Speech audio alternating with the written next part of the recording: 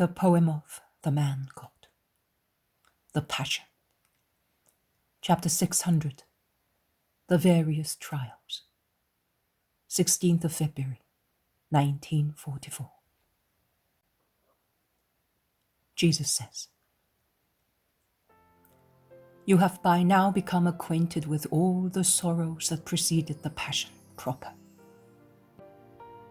I will now let you know the sorrows of my actual passion, those sorrows that affect your minds more when you meditate on them. But you meditate very little on them, too little. You do not consider how much you have cost me, and what torture your salvation involved. You complain of a scratch, of knocking against a corner, of a headache.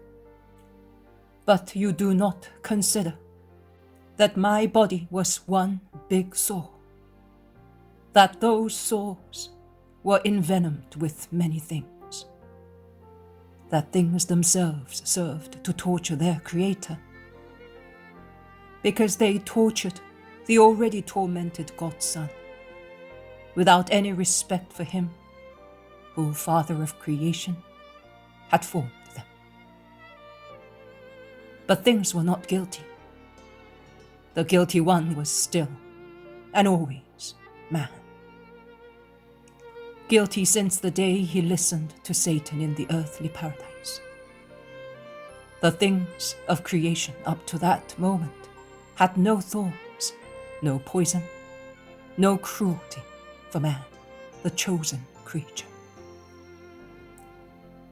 God had made that man king. He made him in his own image and likeness, and in his fatherly love, he did not want things to be insidious to man. Satan laid the snare in the heart of man, first of all. Then, with the punishment of sin, it brought spines and thorns. So I, the man, had also to suffer things and be grieved, not only by people but also by things. The former insulted and tortured me. The latter served as their weapons. The hand that God had made for man to distinguish him from brutes. The hand that God had taught man how to use. The hand that God had coordinated with man's mind, making it the executor of the commands of the mind. This part, which is so perfect in you, and which should have had nothing but caresses for the Son of God, by whom it had only been caressed and cured, if it were diseased, turned against the Son of God and struck him with slaps and blows. It armed itself with scourges. It became pincers to tear hair and beard, and hammer to drive nails. Man's feet, which should have run nimbly only to worship the Son of God, were swift to come to arrest me, to push and drag me along the streets towards my executioners, and kick me in such a way as would be unfair, even with a restive mule. Man's mouth, which should have used words, the endowment given only to man among all animals created, to praise and bless the Son of God, filled with curses and lies, and hurled them with its slaver at my person. Man's mind, the proof of his celestial origin, exhausted itself devising tortures of refined rigor. Man, the whole man, made use of himself in his individual parts to torture the Son of God. And he called the earth with its forms to assist him in torturing. Of the stones of torrents he made projectiles to wound me. Of the branches of trees, clubs to strike me. Of twisted hemp, ropes to drag me, cutting into my flesh. Of thorns, crown of stinging fire for my tired head.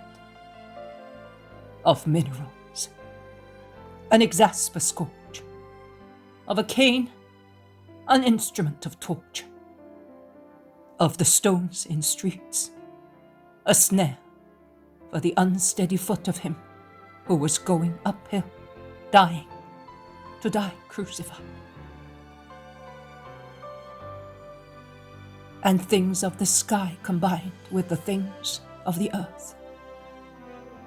The cold at dawn for my body already exhausted by the agony in the garden. The wind that irritates wounds. The sun that increases parching thirst. And one's temperature, and brings flies and dust that dazzles tired eyes, which fastened hands cannot protect.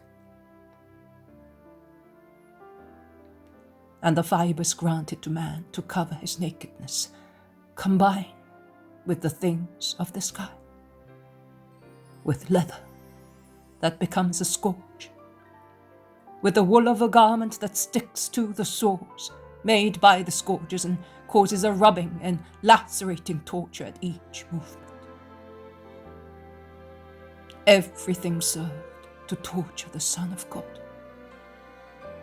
He, for whom all things had been created, in the hour in which he was the victim offered to God, had everything against him in a hostile manner. Your Jesus, Mary, had no comfort from anything. Everything that exists turned against me, like fierce vipers, to bite at my flesh and increase my suffering.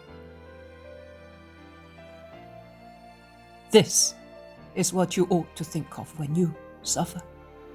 And comparing your imperfection with my perfection and my sorrows with yours, you ought to admit that the Father loves you as he did not love me in that hour, and therefore you should love him with your whole selves, as I loved him, notwithstanding his rigor.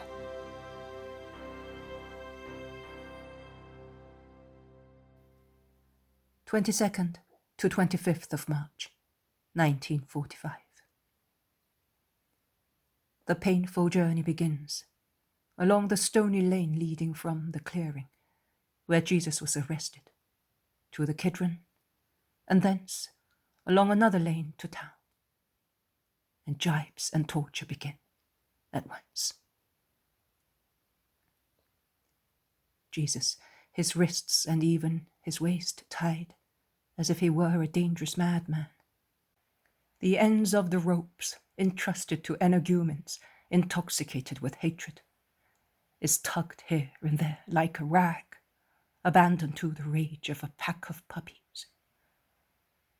But if those who behave thus were dogs, they could still be excused. But they are men, although they only have the appearance of men. And it is to give him greater pain that they have thought of tying him with two opposite ropes, one of which serves only to fasten his wrists, and it scratches and cuts into them with its coarse friction, and the other, the one round his waist, compressed his elbows against his thorax, and cuts into and presses his upper abdomen, torturing his liver and kidneys, where there is a huge knot, and where, now and again, those holding the ends of the rope slash him with them, saying, "Gee, up away, trot, donkey!" And they kick him at the same time, striking the back of the knees of the tortured one, who vacillates and does not fall on the ground only because the ropes hold him up. But that does not prevent him from knocking against low walls and tree trunks, while he is tugged to the right by the man holding the rope fastening his wrists, and to the left by him holding the rope around his waist, and he falls heavily against the parapet, as a result of a more violent jerk when crossing the little bridge on the Kidron. His bruised mouth is bleeding. Jesus raises his tired hands to wipe away the blood soiling his beard, but does not say anything. He is really the lamb that does not bite its torturer. Some people in the meantime have gone down to the gravel bed to get pebbles and stones, and from below a shower of stones strikes the easy target. As progress is slow on the narrow, insecure little bridge, on which people crowd, hindering one another, the stones hit Jesus' head and shoulders. They hit not only Jesus, but also his torturers, who react, throwing back sticks and the same stones. And it all serves to knock Jesus again on the head and neck. But they are soon on the other side of the bridge, and the narrow lane casts shadows on the fray, because the moon, which is beginning to set, does not illuminate the twisted lane. And many torches have gone out in the turmoil. But hatred acts as light to see the poor martyr, who is exposed to torture also because of his high stature. He is the tallest among all of them, so it is easy to strike him, to seize him by the hair, compelling him to throw back his head violently and to fling on it handfuls of filthy stuff, which, by force, goes into his mouth and eyes, causing nausea and pain. They begin to go through the suburb of Ophel, in which he dispensed so much good and so many caresses. The shouts of the people awake people who rush to their doors, and while women utter cries of sorrow and run away struck with terror, seeing what is happening, men, who have also been cured and assisted and have received friendly words from him. Men either lower their heads, remaining indifferent, simulating carelessness, to say the least, or they pass from curiosity to hatred, to sneering, to threatening gestures, or they follow the procession to join in torturing him. Satan is already at work. A man, a husband who wants to follow him to insult him, is grasped by his howling wife, who shouts at him, "Coward! You owe him your life!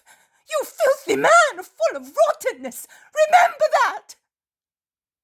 But the woman is overwhelmed by the man, who beats her in a beastly manner, throwing her on the ground, and then runs to join the martyr, whose head he strikes with a stone.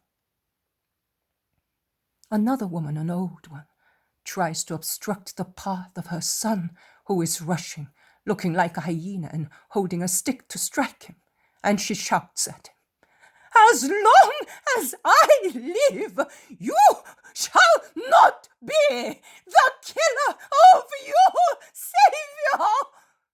But the poor wretch is struck by her son with a brutal kick at the groin, and she collapses on the ground, shouting, "Deicide and matricide! May you be cursed for rending my womb for the second time and for injuring the Messiah!" The scene becomes more and more violent the closer they get to town.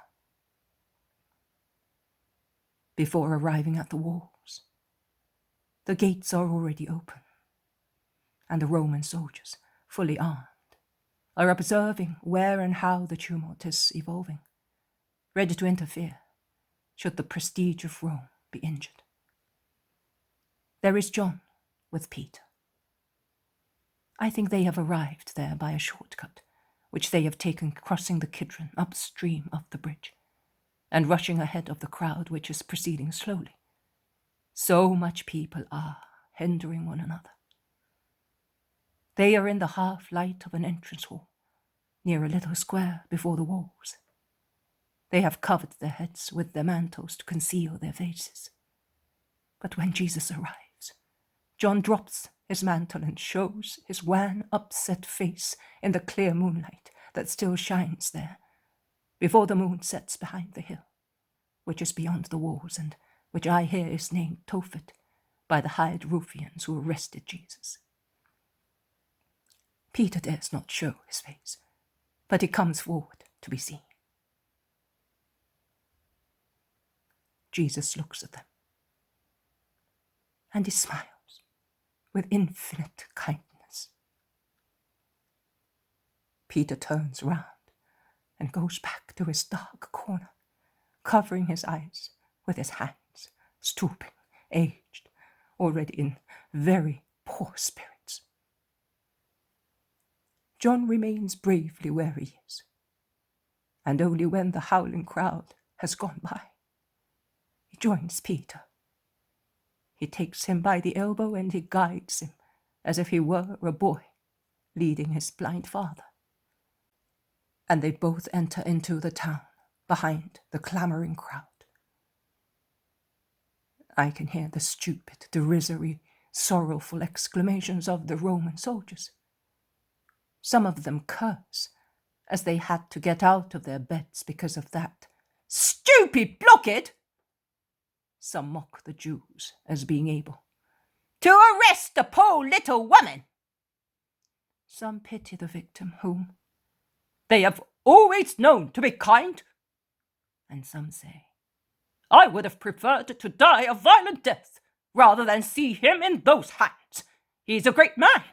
I have two objects of veneration in this world, him and Rome. By Jove, exclaims the one of highest rank, I don't want trouble. I'll go to the ensign. Let him inform who is to be informed. I don't want to be sent to fight against the Germans. These Jews stink, and they are snakes and trouble. But life is safe here, and I am about to finish my military service, and near Pompeii I have a girl. Jesus before Annas. I miss the rest as I follow Jesus, who proceeds along the street that forms a bend uphill to go to the temple. But I see and realize that Annas' house, where they want to take him, is and is not in the labyrinthic aggregation which is the temple, and covers the whole of the Zion hill. The house is at its extremities, near a series of massive walls, which seem to be the boundaries of the town here. And from this place, they stretch along the side of the mountain with porches and yards, until they reach the enclosure of the temple proper. That is where the Israelites go for their several celebrations of cult. A tall iron door opens in the massive wall. Some voluntary hyenas rush towards it and knock loudly. And as soon as the door is slightly opened, they burst inside, almost knocking down and trampling on the maidservant who had come to open it. And they open it wide, so that the bawling crowd, with the prisoner in the middle of them, may go in. And as soon as they are in, they close and bolt the door, probably because they are afraid of Rome or of the followers of the Nazarene. His followers, where are they? They go along the entrance hall, and then they pass through a wide yard, a corridor, another porch, and another yard. And they drag Jesus up 3 steps, compelling him almost to run along a porch built onto the yard, in order to arrive sooner at a richly furnished hall, where there is an elderly man wearing the robes of a priest. "May God comfort you, Annas," says he who seems to be the officer, if the rascal who has been in charge of those brigands can be called so. "Here is the culprit. I entrust him to your holiness, so that Israel may be cleansed of the sin." May God bless you for your sagacity and your faith. Fine sagacity. Jesus' voice had been enough to make them drop to the ground at Gethsemane. Who are you? Jesus of Nazareth, the Rabbi, the Christ. And you know me. I have not acted in darkness. No, not in darkness. But you have led the crowds astray with obscure doctrines. And it is the temple's right and duty to protect the souls of the children of Abraham. The souls, priest of Israel. Can you say that you have suffered for the soul of the least or greatest person of this people?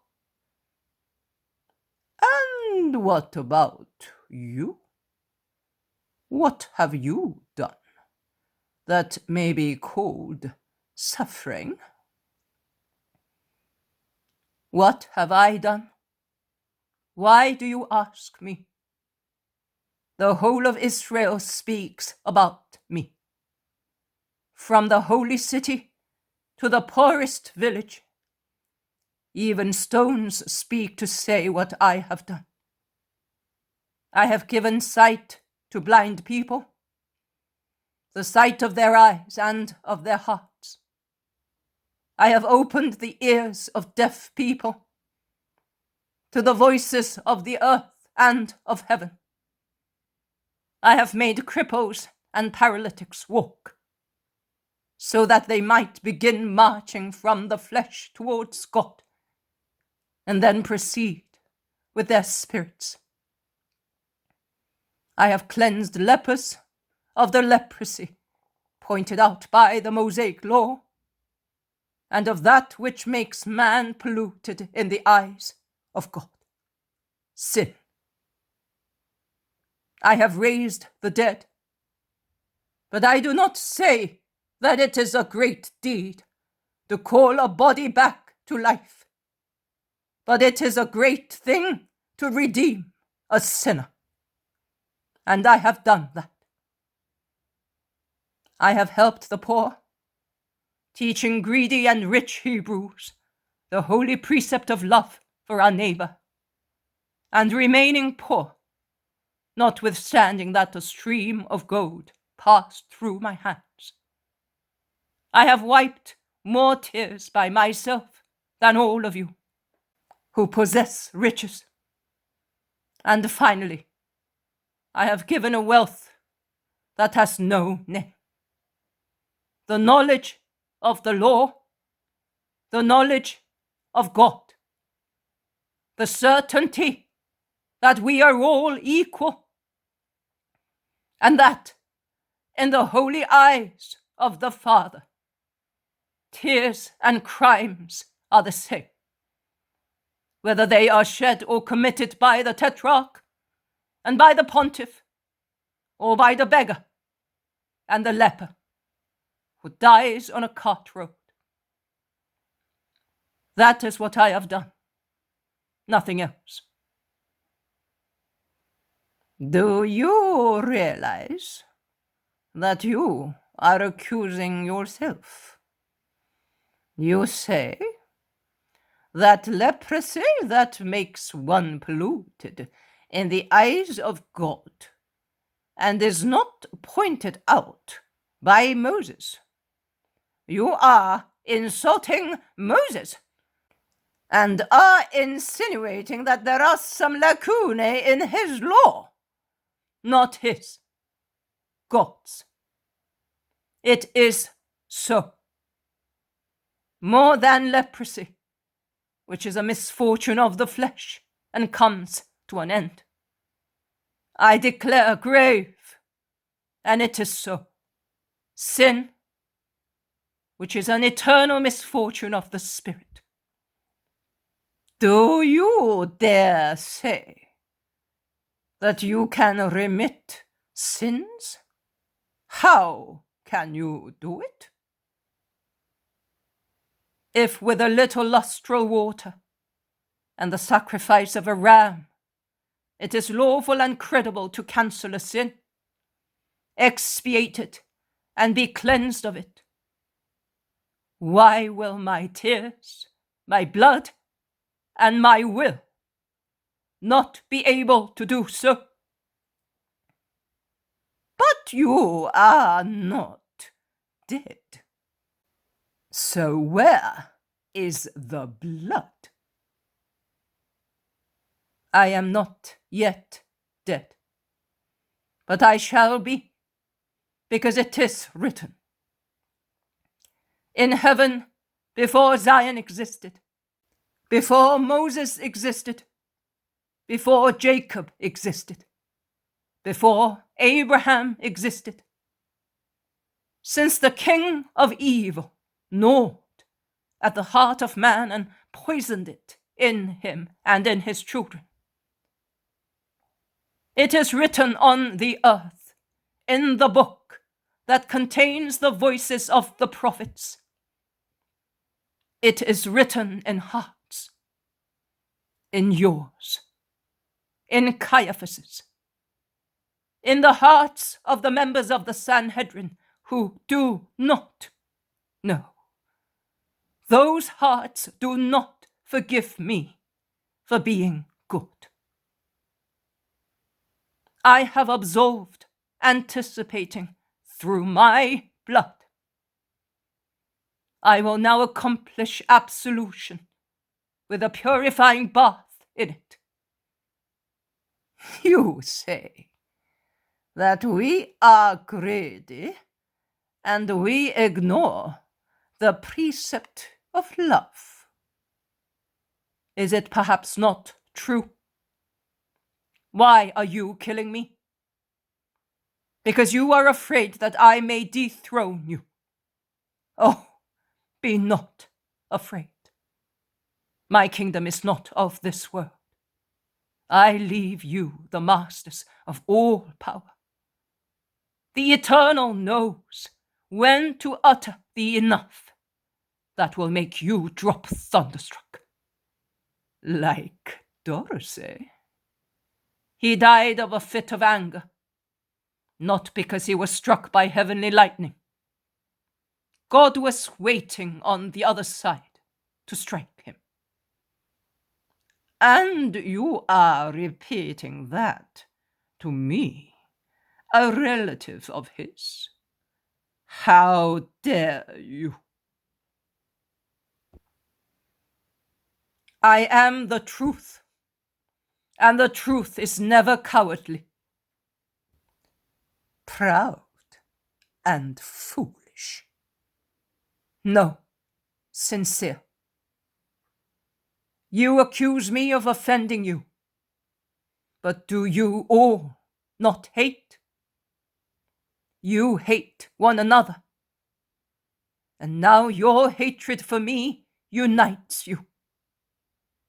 But tomorrow, when you have killed me, you will hate one another once again, and more fiercely, and will live with this hyena behind your backs, and this snake in your hearts. I have taught love for the world's sake. I taught people not to be greedy, to have mercy. Of what do you accuse me? Of preaching a new doctrine. Oh, priest, Israel is swarming with new doctrines. The Essenes have theirs, the Sadducites and the Pharisees have theirs. Everybody has his secret one. which for one is named pleasure, for another one gold, for another one power. And everybody has his idol, not I.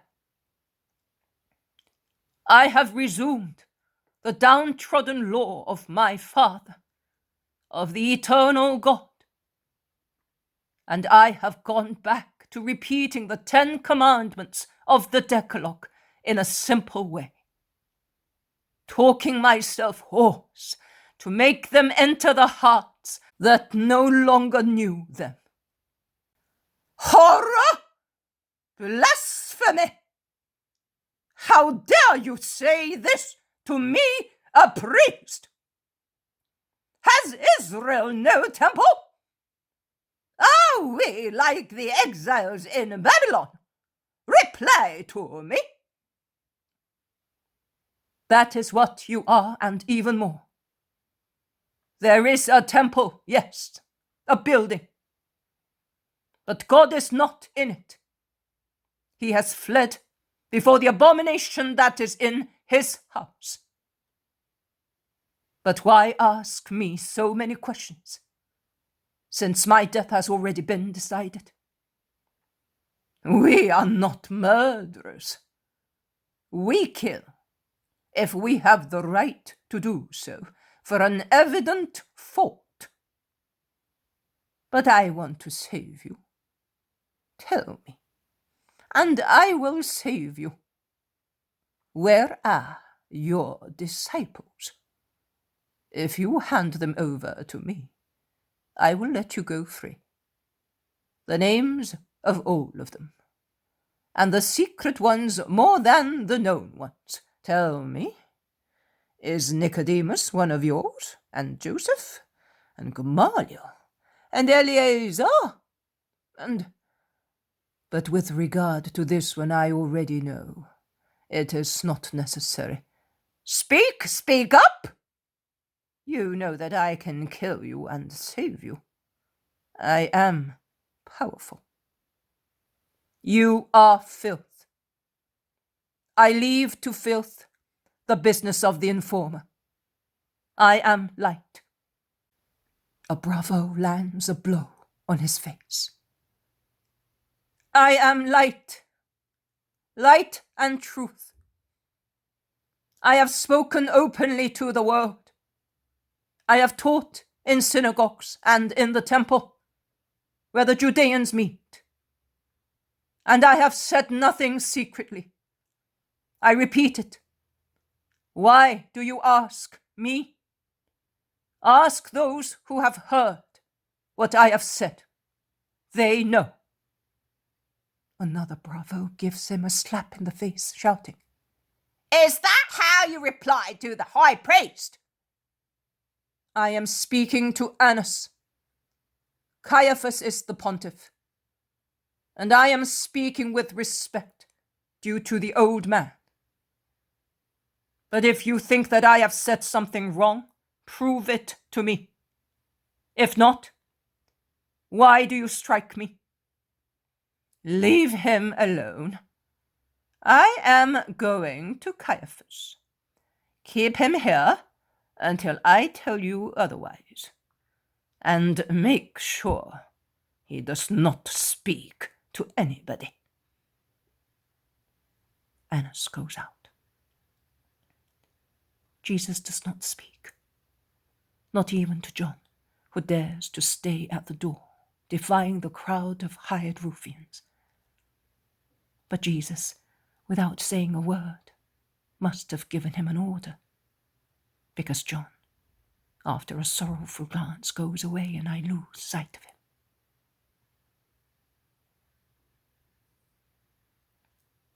Jesus before Caiaphas. Jesus remains with the torturers, blows with ropes, spittle, insults, kicks. The tearing of his hair is what is left for him, until a servant comes to say that the prisoner is to be taken to Caiaphas' house. And Jesus, still tied and ill-treated, goes out again under the porch, walks along it as far as a lobby, and then passes through a yard in which many people are warming themselves near a fire, because the night has turned cold and windy in the early hours of the Friday. Peter and John are also there, mingled among the hostile crowd, and they must be really brave to stay there. Jesus looks at them, and a faint smile appears on his lips, already swollen because of the blows received. A long walk across porches, halls, yards, and corridors. But what kind of houses did these people of the temple have? But the crowd does not go into the enclosure of the pontiff's house. It is pushed back into Annas' entrance hall. Jesus proceeds alone, among bravos and priests. He goes into a large hall that seems to lose its rectangular shape because of the many seats placed in horseshoe shape along 3 sides, leaving an empty space in the middle, beyond which there are 2 or 3 seats placed on platforms. When Jesus is on the point of going in, Rabbi Gamaliel arrives at the same time, and the guards give the prisoner a strong pull so that he may give way to the rabbi of Israel. But the latter, as stiff as a statue, with a stately attitude, slackens his pace and, hardly moving his lips without looking at anyone, he asks, "Who are you? Tell me." And Jesus kindly replies, "Read the prophets, and you will have the answer. They contain the first sign. The other one will come." Gamaliel gathers his mantle and goes in. Jesus enters behind him. While Gamaliel goes to one of the seats, Jesus is dragged into the middle of the hall, in front of the pontiff, the true figure of a criminal, and they wait until all the members of the Sanhedrin arrive. Then the session begins. But Caiaphas notices that 2 or 3 seats are vacant, and he asks, "Where is Eleazar? And where is John?" A young man, a scribe, I think, stands up. He bows and says, "They refused to come. Here is their letter. Keep it and make a note of it. They will answer for that. What have the holy members of this council to say with regard to this man?" "I will tell you. He infringed the Sabbath in my house. God bears witness that I am not lying. Ishmael ben Fabi never lies." "Is it true, defendant?" Jesus is silent. "I have seen him with well-known prostitutes. Feigning he was a prophet, he turned his haunt into a brothel, and with heathen women of all people. Zadok, Calasabona, and Nahum, Annas' trustee, were with me. I am telling the truth. Zadok and Calasabona, give me the lie if I deserve it." "It is true, quite true." "What do you say?" Jesus is silent. "He missed no opportunity to deride us and have us ridiculed. Common people no longer love us through his fault. Do you hear them? You have profaned the holy members." Jesus is silent. "This man is possessed. After he returned from Egypt, he has practiced black magic." "How can you prove it?" "On my faith and on the tables of the law." a grave charge. Prove your innocence. Jesus is silent. Your ministry is illegal. You know that. And liable to death. Speak up. This session of ours is illegal. Stand up, Simeon, and let us go, says Gamaliel. Rabbi, have you gone mad? I respect formulae. It is not lawful to proceed as we are doing, and I will make a public charge against it. And Rabbi Gamaliel goes out, as stiff as a statue, followed by a man about 35 years old who looks like him.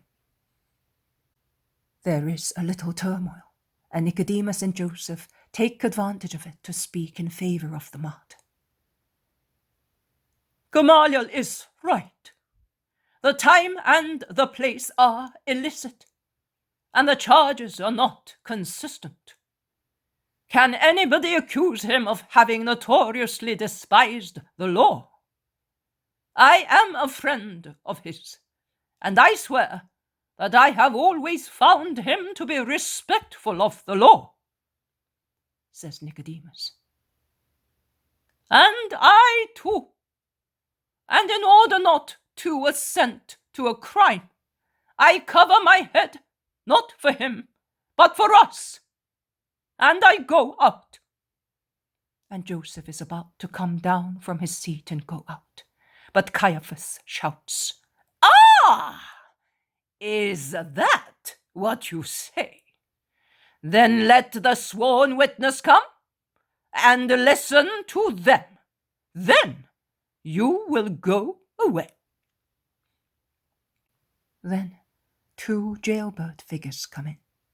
Elusive looks, cruel sneers, sly ways.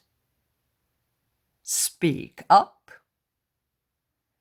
It is not lawful to listen to both at the same time, shouts Joseph.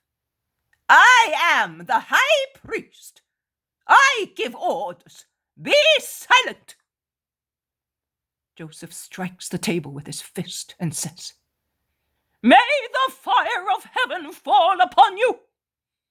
As from this moment, be aware that Joseph the elder is an enemy of the Sanhedrin and a friend of the Christ.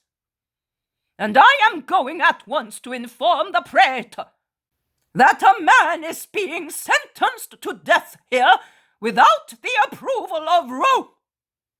And he rushes out, giving a violent push to a young, thin scribe who would like to hold him back. Nicodemus goes out more calmly without saying a word.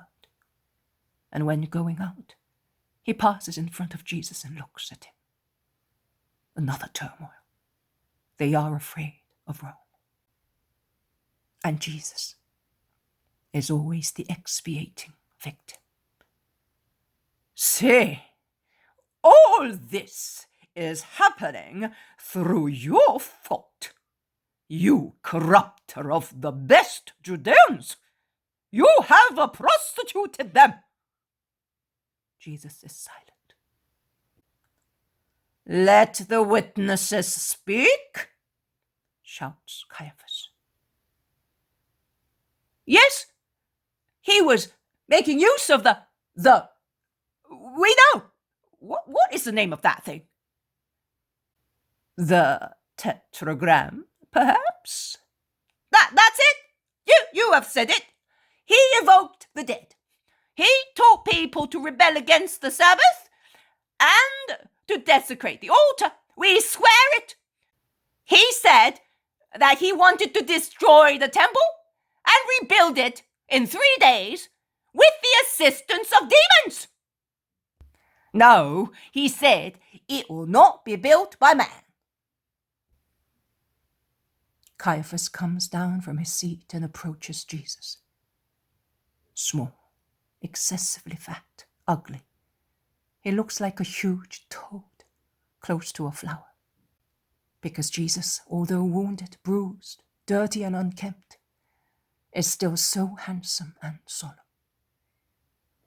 Are you not replying?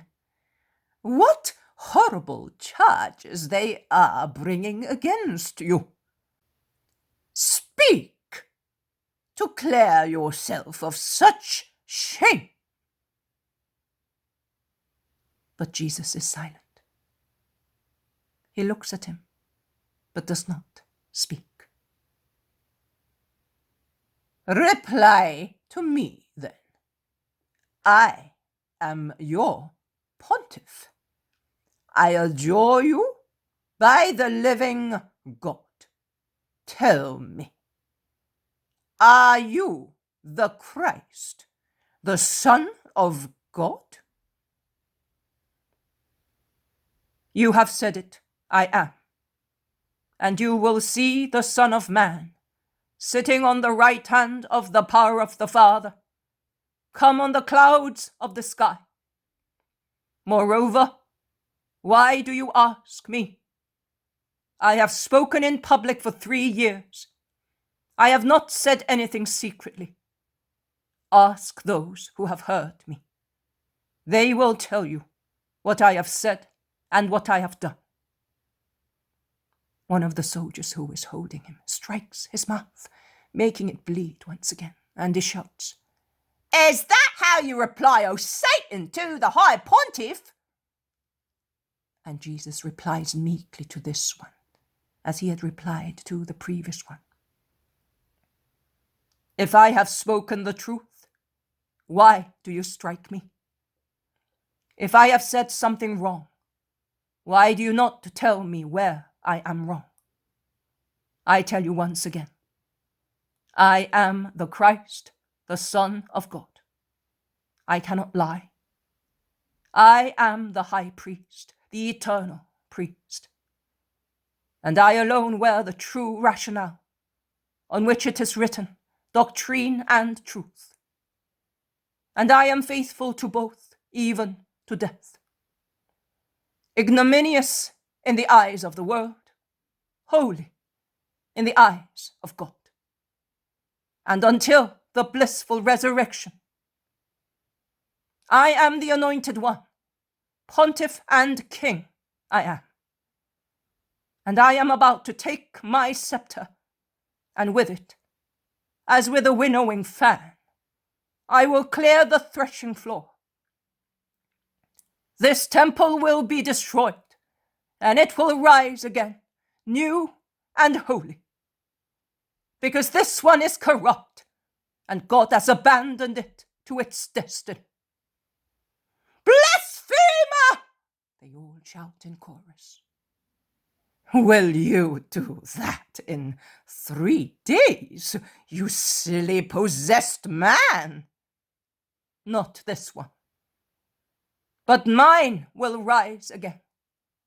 The temple of the true, living, holy, 3 times holy God.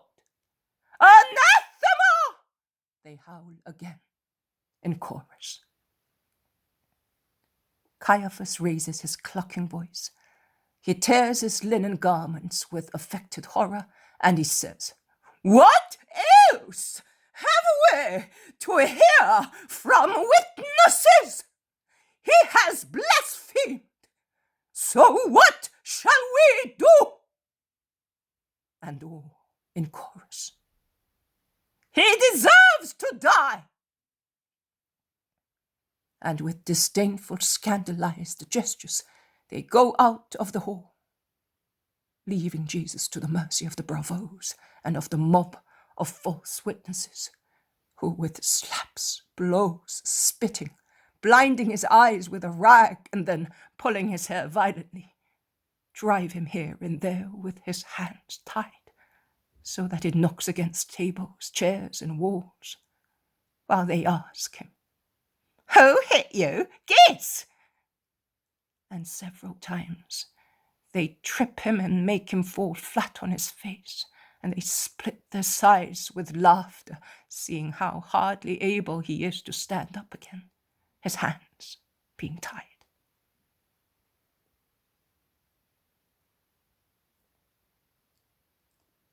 Some hours go by so, and the tired torturers decide to have a little rest.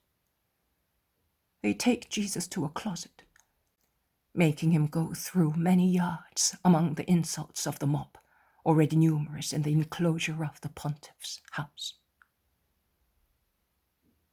Jesus arrives in the courtyard where there is Peter near a fire, and he looks at him.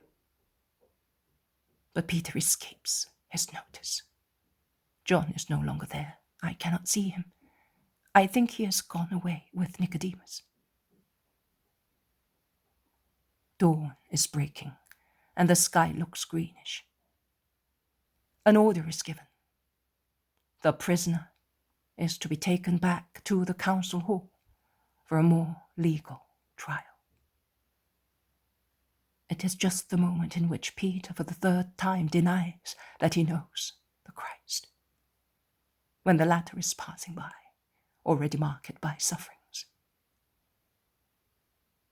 And in the greenish dawn light, his bruises look even more dreadful on his wan face, and his eyes more sunken and glassy. A Jesus made dull by the sorrow of the world. A derisory, sarcastic, mischievous cock crowing rends the air just beginning to stir at dawn. And at this moment of deep silence, brought about by the appearance of the Christ, only Peter's harsh voice is heard to say, "I swear it, woman! I do not know him!" A resolute, decided statement, to which replies at once, like a sneer, the cheeky crowing of the cockerel. Peter gives a start. He turns round to run away, and he finds himself facing Jesus, who looks at him with infinite compassion, with such sad, deep sorrow that breaks my heart, as if after that I should see my Jesus vanish forever. Peter sobs, and he goes out, staggering, as if he were drunk. He runs away behind the two servants, who go out into the street, and he disappears down the semi-dark street. Jesus is taken back into the hall. In chorus, they repeat the captious question.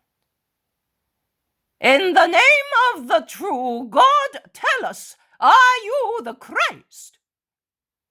And when they receive the same reply as the previous one, they sentence him to death, and they give orders to take Jesus to Pilate.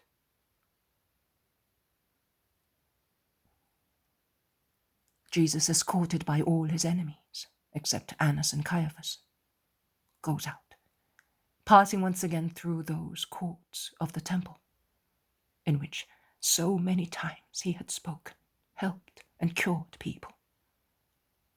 And through the embattled enclosure, he goes into the streets of the town, and more dragged than led, he descends towards the town, which is turning pinkish in the first announcement of dawn.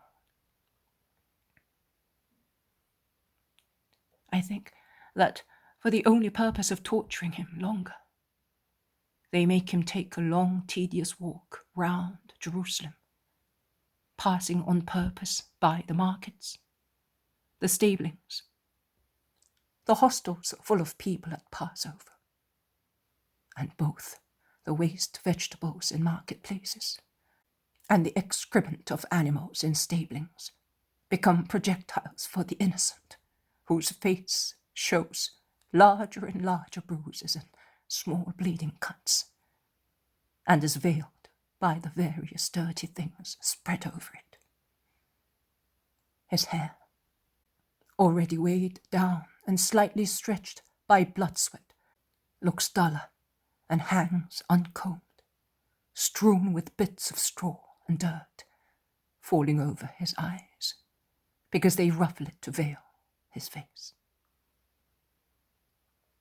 The people at marketplaces, buyers and vendors, leave everything to follow the poor wretch, but not out of love. Grooms and inn servants come out in groups, deaf to the calling and orders of their mistresses, who, to tell the truth, like almost all the other women, are, if not all against the insults, at least indifferent to the tumult. And they withdraw, grumbling at being left alone with so many people to serve.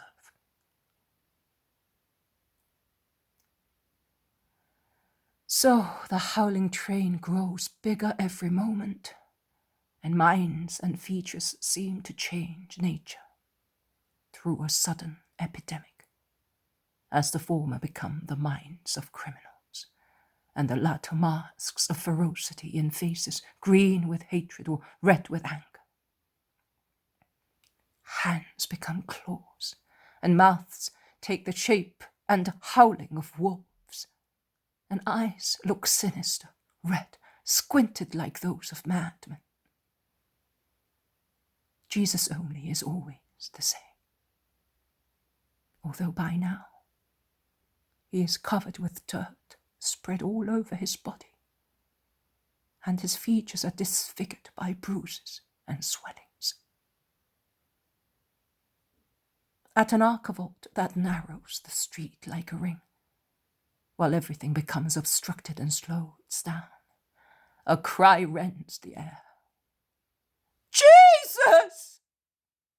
It is Elias, the shepherd, who tries to make his way by swinging a heavy club. Old, powerful, menacing and strong, he almost succeeds in approaching the master. But the crowd, defeated by the first assault, closes its ranks and separates, dives back and overwhelms the solitary disciple who struggles against a whole crowd. Master! He shouts, while the vortex of the crowd absorbs and rejects him. Go, my mother, I bless you. And the procession passes through the narrow spot. And like water that finds an open space after a dam, it pours uproariously into a wide avenue, built above the hollow between two hills, with wonderful buildings of wealthy people at its ends. I see the temple once again on the top of its hill, and I realize that the vicious circle they made the convict go round, to expose him to the ridicule of the whole town and allow everybody to insult him, while the insulters increase at each step, it's coming to its end by going back to where it started. A horseman comes out of a building at a gallop. The purple caparison on the white Arab horse and the magnificence of its appearance, his sword brandished naked and landed with its flat or edge on backs and heads that begin to bleed, make him look like an archangel. When in a caracole, in the prance of the horse that curvets, using its hooves as a weapon to defend itself and its master, and as the best means to make its way through the crowd, it makes the rider's purple and gold veil fall from its head, where it was held tight by a gold strip. I recognize Manaen. Back! He shouts. How dare you disturb the Tetrarch's rest? But that is only an excuse to justify his intervention and attempt to reach Jesus. This man, let me see him. Stand aside, or I will call the guards. The people, because of the hail of blows with the flat of the sword, of the kicks of the horse, and of the threats of the horseman, open out, and Manaen can reach the group of Jesus and of the temple guards who are holding him. Go away! The Tetrarch is more important than you are, you filthy servants. Back! I want to speak to him. And he is successful by charging the most ruthless jailer with his sword. "Master, thank you, but go away, and may God comfort you." And, as best he can with his tied hands, he makes a gesture of blessing. The crowds hiss from afar, and as soon as they see Manaen withdraw, they take vengeance for being driven back by throwing a hail of stones and rubbish on the convict. Along the avenue, which is uphill and already warm in the sunshine, they go towards the Antonia Tower, the mass of which is already visible in the distance. The shrill cry of a woman rends the air. "Oh, my Saviour! My life for his! Oh, eternal!" Jesus turns his head round, and on the high, flowery loggia surrounding a beautiful house he sees Johanna of Cusa, among maids and servants, and with little Mary and Matthias around her, raise her arms towards the sky. But heaven does not listen to prayers today. Jesus raises his arms and makes a gesture of farewell blessing. "Death! Death to the blasphemer, the corrupter, the devil! Death to his friends!" And hisses and stones are slung towards the high terrace. I do not know whether anybody is injured. I hear a very shrill cry, and then I see the group break up and disappear. And on, going up. Jerusalem displays her houses in the sunshine, emptied by the hatred that drives the whole town, with its real inhabitants and the temporary ones who have come here for the Passover against the defenseless man.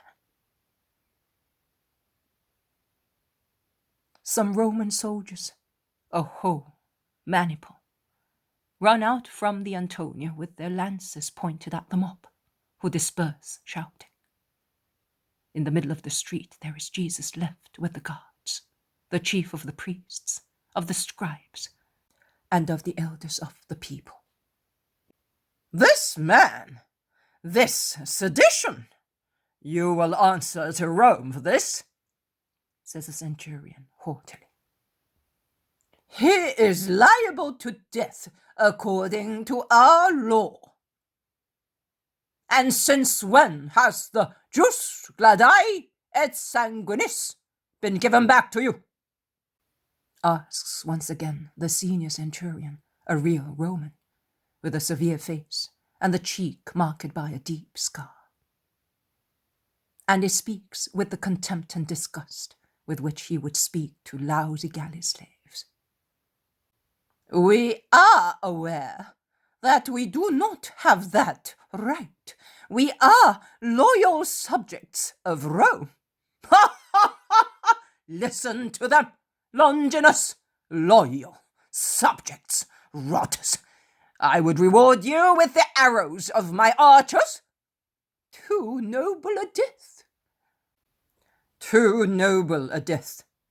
The backs of mules want nothing but the lash," replies Longinus with ironic coolness. The chief priests, scribes, and elders are foaming with poison, but they want to attain their object and are silent. They swallow the insult without showing that they have understood it, and bowing to the two officers, they ask that Jesus be led to Pontiff Pilate, so that he may judge and condemn with the well-known honest justice of Rome. Listen to them. We have become wiser than Minerva. Here, give him to us, and march ahead of us. One never knows. You are stinking jackals. It is dangerous to have you behind our backs. Go on." "We cannot." "Why not? When one accuses, one must be before the judge with the defendant. That is the rule of Rome." "The house of a heathen is unclean in our eyes, and we are already purified for Passover. Oh, poor little things! They become contaminated by coming in. And the murder of the only Hebrew who is a man, and not a jackal and a reptile like you. Does that not pollute you? All right, then remain where you are. Not one step forward, or you will be pierced by the spears. Let a decury stand round the defendant, the others against this rabble that smells of badly washed billy goat. Jesus before Pontius Pilate. Jesus enters into the praetorium in the middle of the 10 soldiers, who are armed with lances and form a square of halberds around his person. The 2 centurions go on, while Jesus stops in a large entrance hall, beyond which there is a courtyard that can be seen indistinctly behind a curtain moved by the wind. They disappear behind a door. They come back in with the governor, who is wearing a snow-white toga with a scarlet mantle on top of it.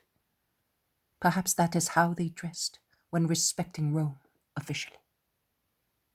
He comes in lazily, with a skeptical smile on his shaven face. He rubs some leaves of lemon-scented verbena and smells them voluptuously. He goes to a sundial and comes back after looking at it. He throws some grains of incense into the brazier placed at the feet of the deity. He has citron water brought to him, and he gargles his throat. He gazes at his hair, completely wavy in a mirror of highly polished metal. He seems to have forgotten the convict, who is waiting his approval to be killed. He would make even stones fly into a rage.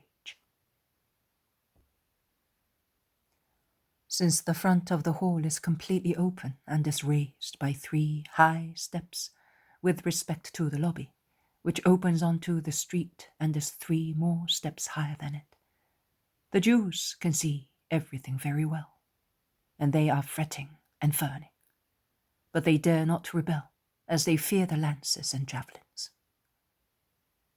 At last, after going round and round the large hall, Pilate goes straight towards Jesus. He looks at him and asks the 2 centurions. This one? Yes, this man. Let his accusers come. And he goes and sits on the chair placed on the platform. Above his head, the insignia of Rome interlace with the golden eagle and their powerful initials. They cannot come. They become contaminated. Phew, better so. We shall save streams of essences to remove their goatish smell from this place. Make them come nearer, at least. Down here? And make sure they do not come in, as they do not wish to do so. This man could be a pretext for a sedition. A soldier departs to take the order of the Roman procurator. The others draw up in front of the entrance hall at regular distances, as handsome as 9 statues of heroes. The chief priests, scribes, and elders come forward, and they bow servilely and stop in the little square which is before the praetorium, beyond the 3 steps of the lobby. Speak up and be quick. You are already at fault for disturbing the peace of the night and having the gates opened with violence. But I will have that verified, and the principals and mandatories will answer for disobeying the ordinance. Pilate has gone towards them, remaining in the hall.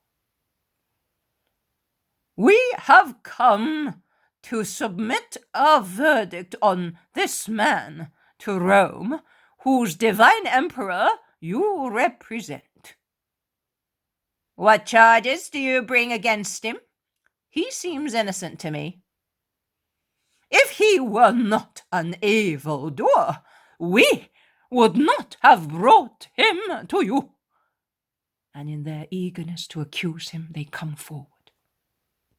Repel this populace 6 steps beyond the 3 steps in the square. The 2 sentries to arms. The soldiers obey promptly. 100 draw up on the top outer step with their backs to the entrance hall, and 100 in this little square, onto which the main door of Pilate's abode opens. I said main door. I should say huge portal or triumphal arch, because it is a very wide opening, delimited by a gate, now wide open, which admits into the hall through the long corridors of the lobby, at least 6 meters wide, so that what takes place in the raised hall is clearly visible. Beyond the wide lobby, one can see the beastly faces of the Jews look threateningly and diabolically towards the inside. Beyond the armed barrier, that side by side presents 200 sharp pointed spears to the chicken-hearted killers. I ask you once again, which charge are you bringing against this man? He has committed crimes against the law of our forefathers. And have you come to bother me about that? Take him and judge him according to your laws.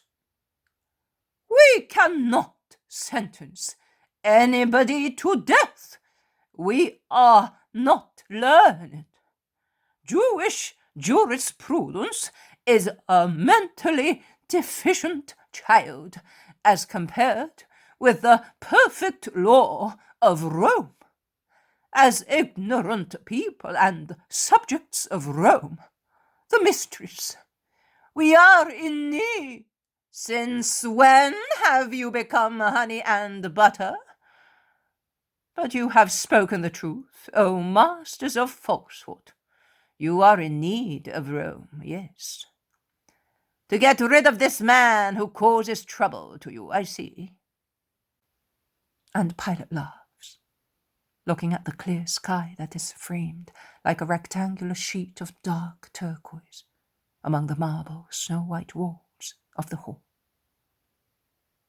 Tell me, which crimes has he committed against your laws? We have found out that he was causing disturbances in our country and was preventing people from paying the tribute to Caesar, saying that he is the Christ, the King of the Jews. Pilate goes back to Jesus, who is in the middle of the hall, left there by the soldiers, tied, but without escort. So obvious is his meekness. And he asks him, Are you the King of the Jews? Are you asking this of your own accord, or through the insinuations of other people? And what do you expect me to care for your kingdom? Am I a Jew? Your country and its leaders have handed you over to me, that I may judge you. What have you done? I know that you are loyal. Speak. Is it true that you aspire at reigning? My kingdom does not come from this world. If it were a kingdom of this world, my ministers and my soldiers would have fought to prevent the Jews from arresting me. But my kingdom is not of the earth, and you know that I do not seek power. That is true, I know. I have been told. But you do not deny that you are a king. You asserted, I am a king. That is why I came into the world, to bear witness to the truth, Those who are on the side of the truth, listen to my voice. What is the truth? Are you a philosopher? It does not serve when facing death. Socrates died just the same. But it served him in his lifetime to live honestly, and also to die well, and to enter into the other life without being called a traitor of civic virtues. By Jove! Pilate looks at him for some moments, full of admiration. Then he resumes his skeptical sarcasm. He makes a gesture of boredom, turns his back on him, and goes towards the Judeans. I find no fault in him. The crowd riots, seized with the panic fear of losing the prey and the spectacle of the capital punishment, and they shout, He's a rebel, a blasphemer! He encourages libertinism! He instigates people to rebel! He refuses respect for Caesar! He feigns that he is a prophet! He practices magic! He is a devil! He stirs up the people, teaching all over in Judea, where he came from, Galilee teaching! Death to him! Death to him! Is he a Galilean? Are you a Galilean? Pilate goes back to Jesus. Do you hear how they accuse you? Prove your innocence. But Jesus is silent. Pilate is pensive, and he decides. Let a century take him to Herod to be judged. He is Herod's subject. I acknowledge the right of the Tetrarch, and I assent to his verdict in advance. Tell him, go. And Jesus, surrounded like a rascal by 100 soldiers, passes through the town again. And once more he meets Judas Iscariot, whom he had already met near a market. I forgot to mention this before, disgusted as I was with the brawl of the populace. The same merciful glance at the traitor. It is now more difficult to strike him with kicks and clubs, but there is no shortage of stones and rubbish. And if the stones hit the Roman helmets and armor, resounding without injuries, they do leave marks when they hit Jesus, who is proceeding with only his tunic on, as he left his mantle at Gethsemane.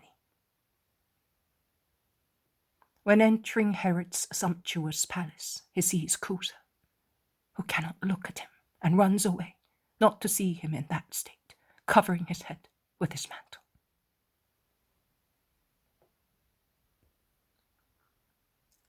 Jesus before Herod.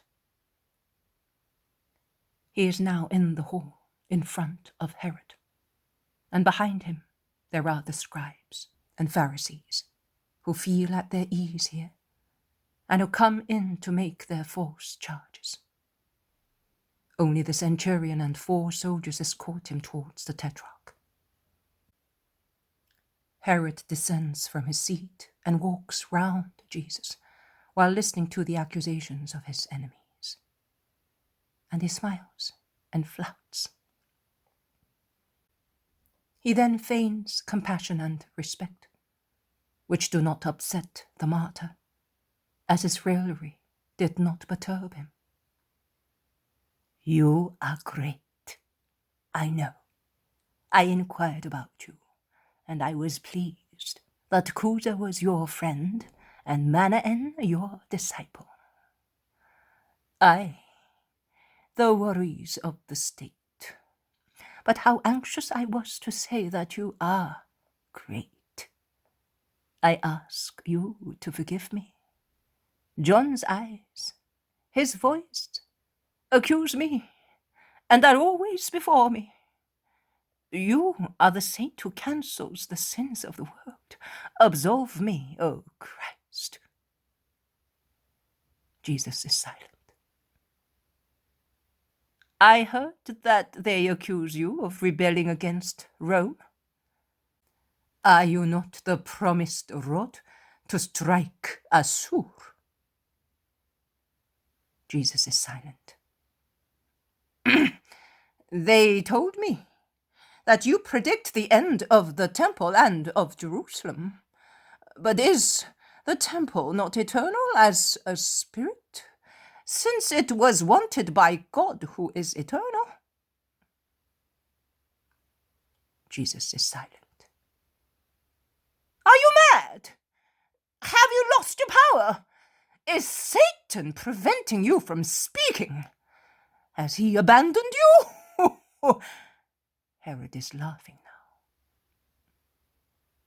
He then gives an order, and some servants rush in carrying a greyhound, which has a broken leg and is yelping sorrowfully, and a stableman who is dull-witted, with a big empty head, a slavering mouth, an abortion, the laughing-stock of the servants. The scribes and priests run away, shouting at the sacrilege when they see the stretchers of the dog. Herod, false and mocking, explains.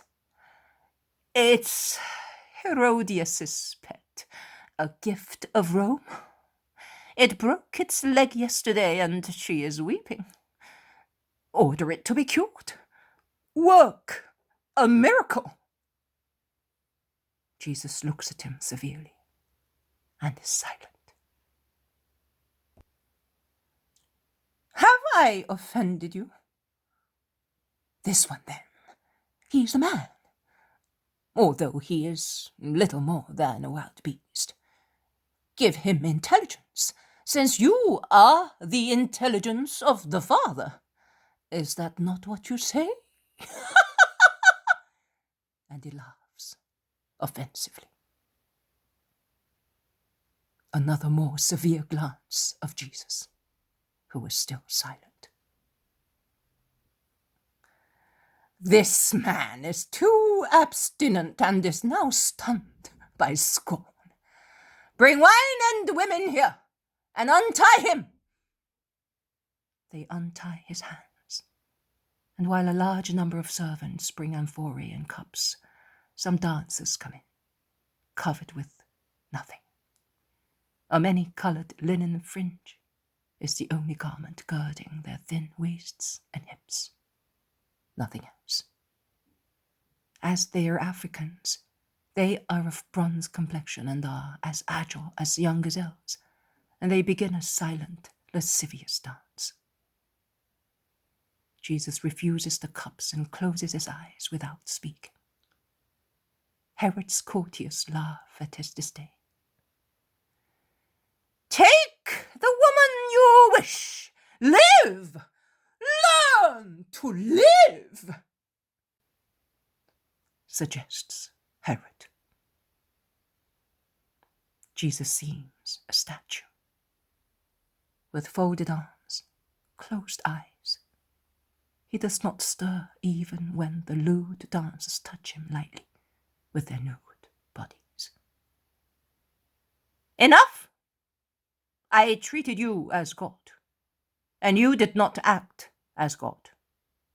I treated you as a man, and you have not acted as a man. You are mad. A white garment? Clothe him with it, so that Pontius Pilate may know that the Tetrarch took his subject to be mad. Centurion, please tell the proconsul that Herod humbly presents his respect to him and venerates Rome. Go! And Jesus, tied once again, goes out, with a linen tunic reaching down to his knees on top of his red woolen garment. And they go back to Pilate. Now, when the century, with difficulty, squeezed through the crowd, which did not get tired, waiting in front of the proconsular building, and it is strange to see so many people in that place and its neighborhood, while the rest of the town seems to be empty. Jesus sees the shepherds in a group, and they are all there. That is, Isaac, Jonathan, Levi, Joseph, Elias, Matthias, John, Simeon, Benjamin, and Daniel, together with a small group of Galileans, among whom I recognize Alphaeus and Joseph of Alphaeus, with 2 more whom I do not know, but judging by their hairstyle, I should say they are Judeans. And farther away, he sees John, who has slipped into the hall, half hidden behind a column, with a Roman, who I think is a servant. He smiles at this one and at those, his friends. But what are these few people and Johanna and Manna and Cusa in the middle of an ocean boiling with hatred? The centurion salutes Pontius Pilate and reports. Here again. Phew! Cursed be this race. Make the mob come forward and bring the accused here. Oh, what a nuisance. He goes towards the crowd, stopping again in the middle of the hall. Jews, listen. You have brought me this man as an instigator of the people. I have examined him in your presence, and I have not found in him any of the crimes of which you accuse him. Herod did not find more than I did, and he has sent him back to us. He does not deserve death. Rome has spoken. But, in order not to displease you, depriving you of the amusement, I will give you Barabbas, and I will order him to be given 40 lashes. That is enough. No, not Barabbas! Not Barabbas!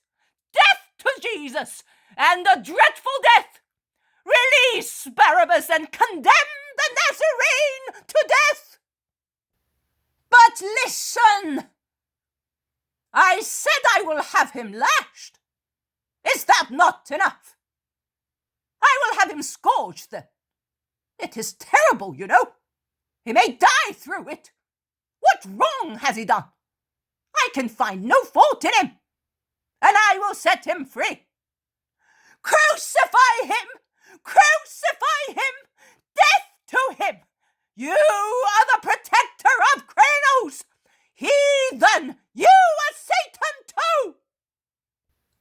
The crowd advances, and the first formation of soldiers wavers, as they cannot make use of their lances. But the second line, descending 1 step, swing their lances and free their companions. Let him be scourged, Pilate orders a centurion. How many blows? As many as you like. In any case, the matter is over, and I'm bored. Go. The scourging at the pillar. Jesus is led by 4 soldiers to the courtyard beyond the hall. In the middle of that courtyard, which is all paved with coloured marbles, there is a high column like the one in the porch. At about 3 meters from the floor, it has an iron bar protruding at least 1 meter and ending with a ring, to which Jesus is tied, with his hands joined above his head, after he has been undressed. He has on only short linen drawers and sandals. His hands, tied at his wrists, are raised up as far as the ring, so that, although tall, he rests only the tip of his toes on the floor, and even that position is a torture. I have read, I do not know where, that the column was low and that Jesus was bent over it. That may be. I say what I see. Behind him stands one who looks like an executioner, with a clear Jewish profile. In front of him, another man, looking like the previous one.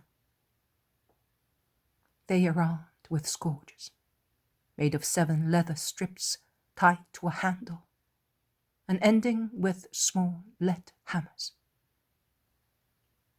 They begin to strike him rhythmically, as if they were practicing, one in front and one behind, so that Jesus' trunk is in a whirl of lashes and scourges. The 4 soldiers to whom he has been handed are indifferent and are playing dice with other 3 soldiers who have just arrived.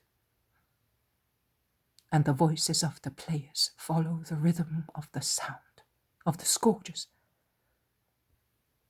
which hiss like snakes and then resound like stones, striking the stretched skin of a drum.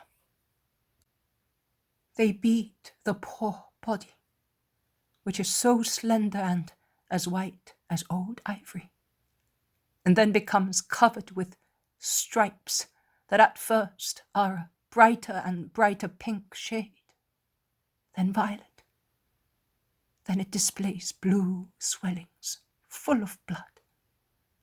Then the skin breaks, letting blood flow from all sides. They redouble their cruelty on his thorax and abdomen, but there is no shortage of blows given to his legs, arms, and even to his head, so that no fragment of his skin may be left without pain. And not a moan. If he were not held up by the rope, he would fall.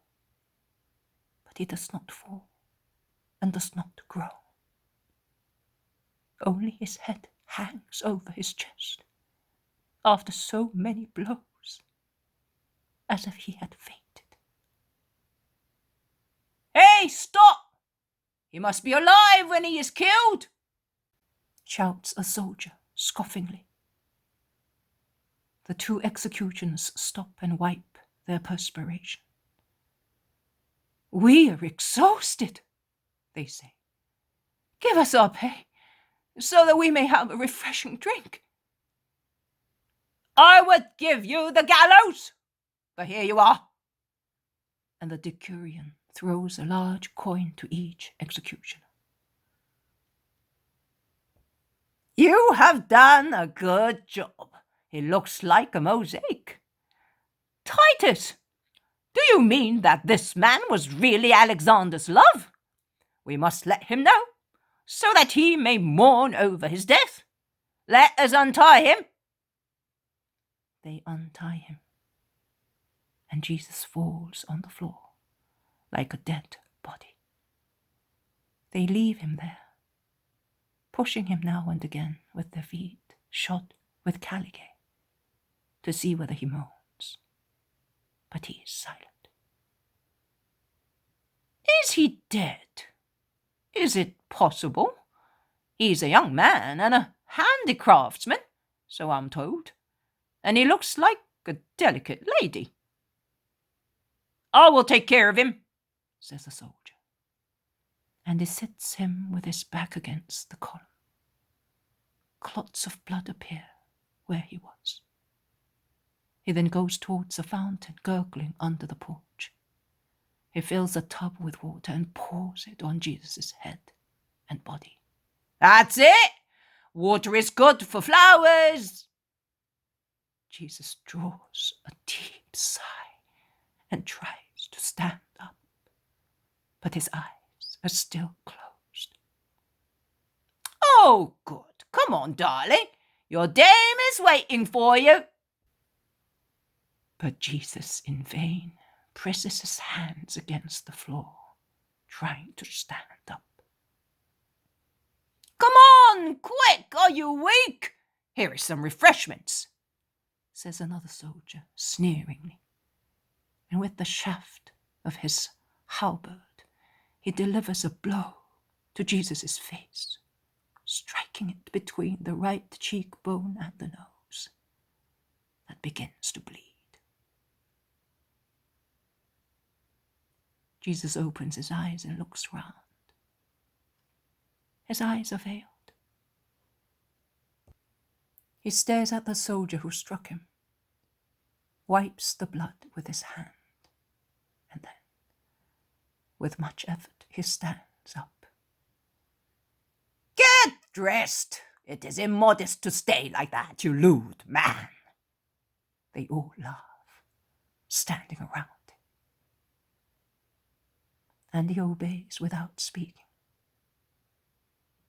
But when he bends, and he alone knows how much he suffers when stooping to the ground, contused as he is, as his wounds open even more when the skin is stretched, and more are formed as the blisters burst.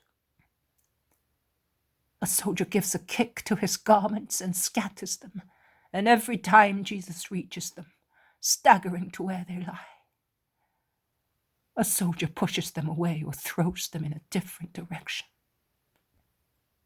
And Jesus, suffering bitterly, goes after them without uttering a word, while the soldiers deride him obscenely.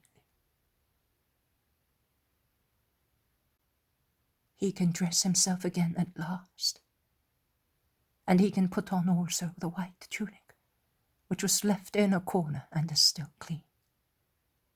He seems to wish to conceal his poor red garment, which only yesterday was so beautiful and now is filthy with rubbish and stained with the blood sweated at Gethsemane. Furthermore, before putting on his short vest, he dries his wet face with it, cleaning it of dust and spittles. And the poor, holy face looks clean, marked only by bruises and small cuts. And he tidies his hair, which is hanging ruffled, and his beard, out of an inborn need to be personally tidy. Then he squats in the sunshine, because my Jesus is shivering. Fever begins to torture him with its cold shivers, and he feels weak because of the blood he has lost, of fasting and walking so much. The crowning with thorns. They tie his hands once again, and the rope begins to cut into his wrists, where the excoriated skin has left a mark like a red bracelet. And now, what shall we do with him? I am bored. Wait, the Jews want a king. Now we will give them one. Him, says a soldier. And he runs out to a court that is in the back, from which he comes back with a bunch of branches of wild hawthorn, still flexible, because springtime keeps the branches relatively tender, whilst the long, sharp thorns are hard. With a dagger they remove leaves and buds. They bend the branches, forming a circle, and they place them on his poor head. But the cruel crown falls down on his neck. It does not fit. Make it narrower. Take it off. They take it off and scratch his cheeks, risking to blind him, and they tear off his hair in doing so. They make it smaller. Now it is too small, and although they press it down, driving the thorns into his head, it threatens to fall. They take it off once again, tearing more of his hair. They adjust it again. It now fits. At the front, there are 3 thorny cords. At the back, where the ends of the 3 branches interweave, there is a real knot of thorns that penetrate into the nape of his neck. Do you see how well you look? Naturally bronze and real rubies. Look at yourself, O king, in my cuirass, says the inventor of the torture, scoffingly. A crown is not sufficient to make a king. Purple and scepter are required. In the stable there is a cane, and in the sewer there is a red chlamys. Get them, Cornelius! And once they have them, they put the dirty red rag on Jesus' shoulders, and before putting the cane in his hands, they beat his head with it, bowing and greeting. Hail, King of the Jews! And they roar with laughter. Jesus does not react. He lets them sit him on the throne, a tub turned upside down, certainly used to water horses. He lets them strike and scoff at him without ever uttering a word. He only looks at them, casting glances of such kindness and such atrocious sorrow that I cannot bear them without feeling heartbroken. Ecce homo. The soldiers stop sneering at him only when the harsh voice of a superior orders them to take the guilty prisoner to Pilate. Guilty of what? Jesus is taken back again to the entrance hall, which is now covered with a precious velarium because of the sun. He still has the crown, the chlamys, and the cane. Come forward, that I may show you to the people. Jesus, although exhausted, straightens himself up with dignity. Oh, he really is a king. Listen, Jews! Here is the man. I have punished him. But now, let him go. No! We want to see him. Out! That we may see the blasphemer. Bring him out, and make sure they do not take him. And as Jesus goes out into the lobby and is visible in the square formed by the soldiers, Pontius Pilate points to him with his hand, saying, Here is the man, your king. Is that still not sufficient? The sun, in a sultry day, is shining almost perpendicular, because it is between the 3rd and the 6th hour, and it lights up and makes eyes and faces conspicuous. Are those people human beings? No. They are rabid hyenas. They shout. They shake their fists. They want his death. Jesus is holding himself upright, and I assure you that he never had such a noble bearing as now, not even when he performed the most wonderful miracles. Nobility of sorrow, but so divine as to suffice to mark him with the name of God. But in order to say that name, it is necessary to be at least men. And Jerusalem has no men today, but only demons. Jesus looks around at the crowd, and in the sea of rancorous faces he looks for and finds some friendly faces. How many? Less than 20 friends among thousands of enemies. And he lowers his head, struck by such abandonment. A tear falls, and another, and another. The sight of his tears does not engender compassion, but gives rise to fiercer hatred. He is taken back to the hall. So, let him go, it is justice. No! Death to him! Crucify him! I will give you Barabbas. No! you the Christ? In that case, take him yourselves, and crucify him by yourselves, because I find no fault in him to do that. He said that he is the Son of God. Our law inflicts death on whoever is guilty of such blasphemy. Pilate becomes pensive. He goes back in and sits on his little throne. He rests his forehead in his hand and his elbow on his knee and scrutinizes Jesus. Come near me, he says. Jesus goes to the foot of the platform. Is it true? Tell me. Jesus is silent. Where do you come from? Who is God? He is the all. And then, what does the all mean? What is the all for one who is dying? You are mad. God does not exist. I do. Jesus is silent.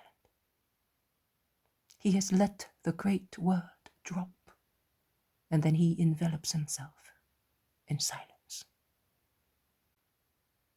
Pontius, Claudia Proclus, freed woman, asks permission to come in. She has a note for you. Domine, women also now. Let her come in. A Roman woman comes in and kneels down, handing a waxed tablet. It must be the one with which Procula begs her husband not to condemn Jesus. The woman withdraws backwards, while Pilate reads. I am advised to avoid your being put to death. Is it true that you are more than a haruspex? You frighten me. Jesus is silent. Do you know that I have the power to free you or to crucify you? You would have no power if it were not given to you from above. Therefore, he who handed me over to you is more guilty than you are. Who is it? Your God?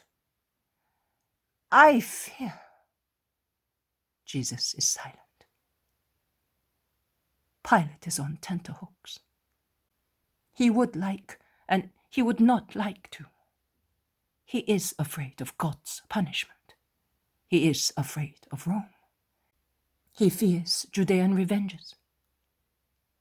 For a moment he overcomes the fear of God. He goes to the front of the hall and, in a thundering voice, he shouts, He is not guilty! If you say so, you are no friend of Caesar's. He who proclaims himself king is his enemy. You want to free the Nazarene? We will inform Caesar of that. Pilate is seized with the fear of man. So, you want him dead? Let it be so. But the blood of this just man is not to stain my hands. And having a basin brought to him, he washes his hands in the presence of the people who appear to be seized with frenzy while they shout, His blood on us! His blood be on us and on our children! We are not afraid of him! Crucify him! Crucify him!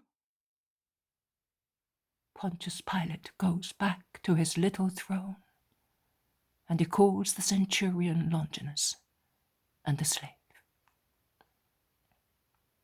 He orders the slave to bring him a board, on which he places a notice and has the words written on it. Jesus, Nazarene, King of the Jews. And he shows it to the people. No, not so! Not of the Jews, but that he said that he is king of the Jews. Many of them shout so. What I have written, says Pilate severely. And standing upright, he stretches his hand forward with its palm turned down, and he orders, "Let him go to the cross! Soldier, go! Prepare the cross!" And he descends from his throne without even looking towards the uproarious crowd or at the wan, condemned man. He leaves the hall.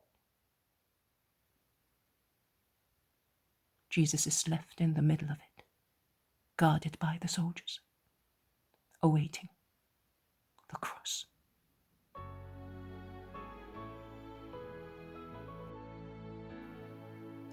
Friday, 10th of March, 1944.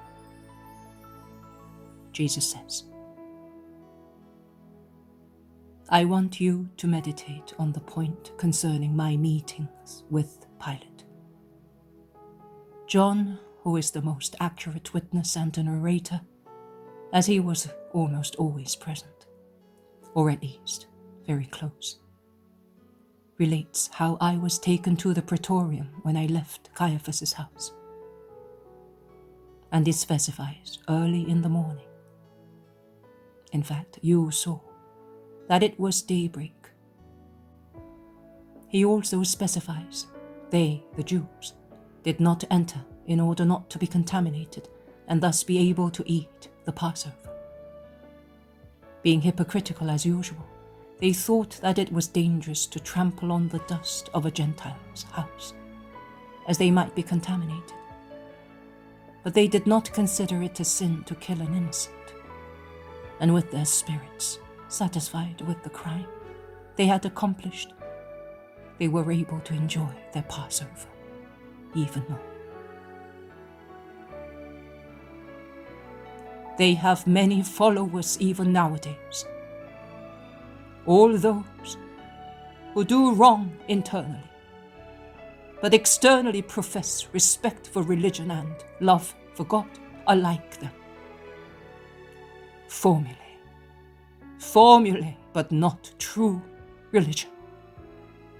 I regard them with disgust and disdain. As the Jews would not go into Pilate's house, Pilate came out to hear what the bawling crowd wanted and experienced as he was in governing and judging. At a glance, he realized that not I, but that population intoxicated with hatred was guilty. By looking at each other, we read each other's heart. I judged the man what he was. He judged me for what I was.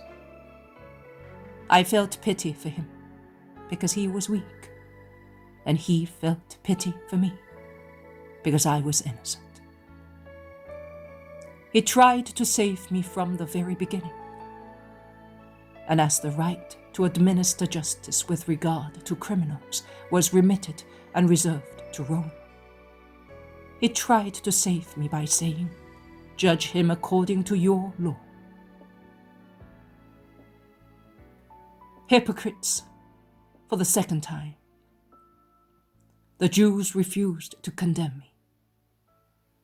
It is true that Rome had the right of justice, but when, for instance, Stephen was stoned, Rome still ruled over Jerusalem, and notwithstanding all that, they passed sentence and had the capital sentence executed, disregarding Rome. With regard to me, whom they hated and feared and did not love, they would not believe that I was the Messiah, but did not want to kill me materially, in case I were. They acted in a different way and accused me of being an instigator against the power of Rome. You would say a rebel, in order to get Rome to judge me. in their ill-famed court of justice, and several times in the 3 years of my ministry, they had accused me of being a blasphemer and false prophet, and as such, I should have been stoned or killed in any way.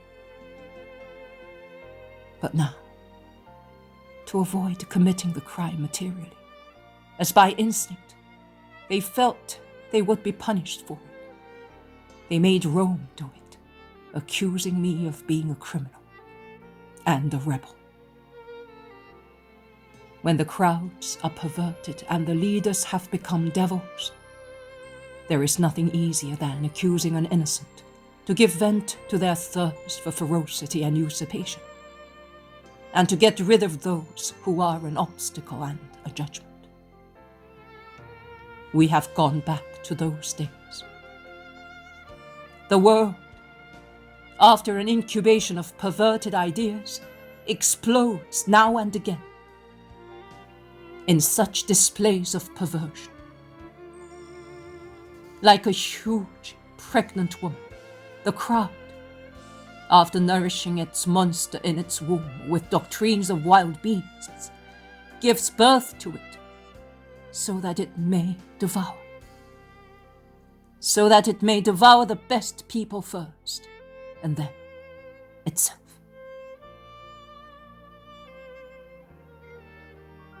Pilate goes back into the praetorium and calls me near him. And he questions me. He had already heard people speak of me. Among his centurions, there were some who repeated my name with grateful love, with tears in their eyes and smiles in their hearts, and who spoke of me as of a benefactor.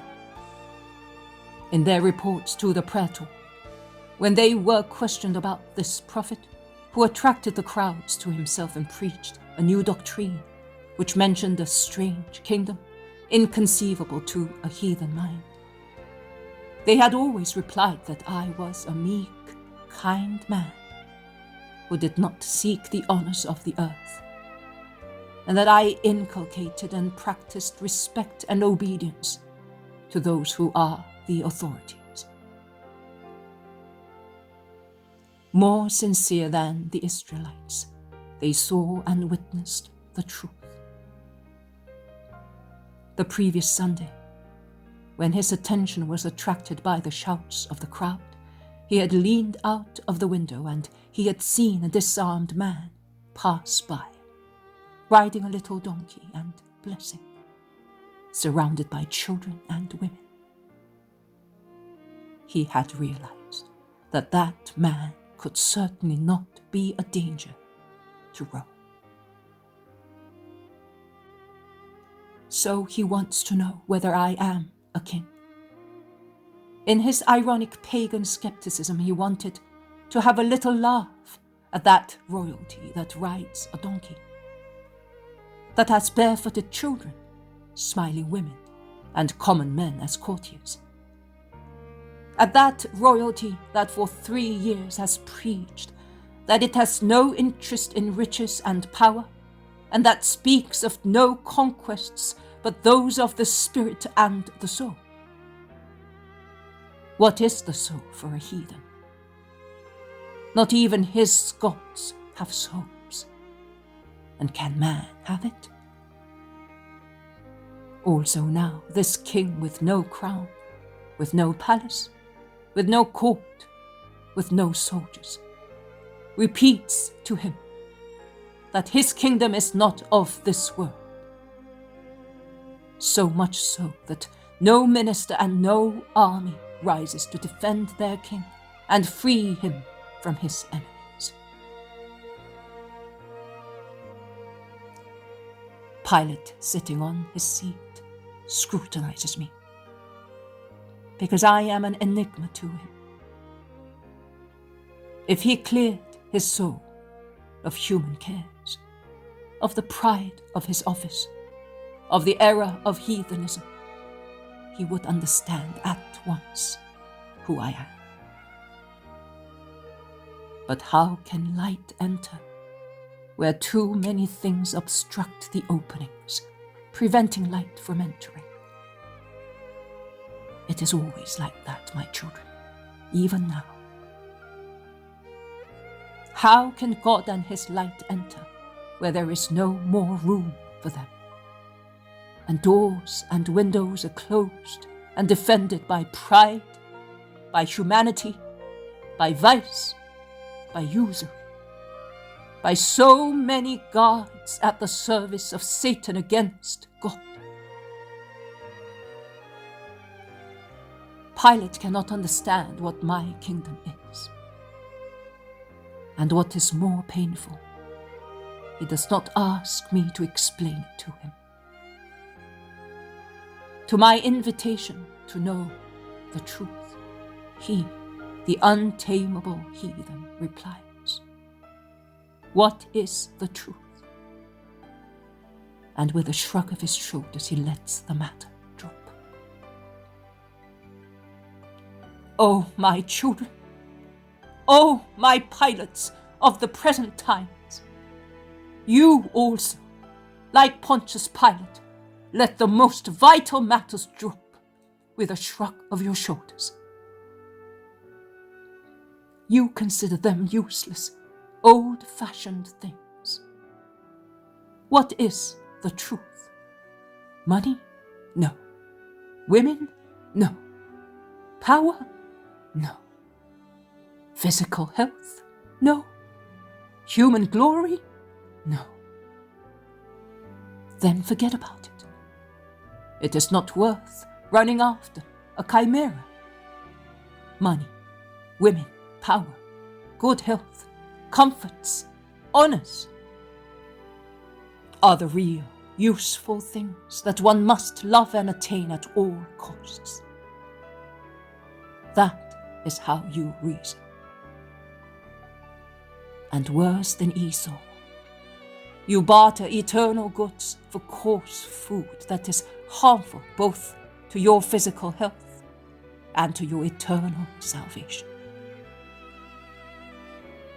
Why do you not persist in asking, what is the truth? It, the truth, asks for nothing but to be known in order to teach what it is. It is before you as it was for Pilate, and looks at you with eyes full of suppliant love, imploring you, question me, I will teach you. Did you notice how I looked at Pilate? I look at all of you in the same way. And if I look with serene love at those who love me and ask for my words, I cast glances of sorrowful love at those who do not love me, do not seek me, do not listen to me. But it is always love, because love is my nature. Pilate leaves me where I am, without asking more questions, and he goes towards the wicked people who speak in coarser voices and impose themselves through their violence. And he, a real wretch, listens to them, whilst he did not listen to me, and shrugging his shoulders, he declined my invitation to become acquainted with the truth.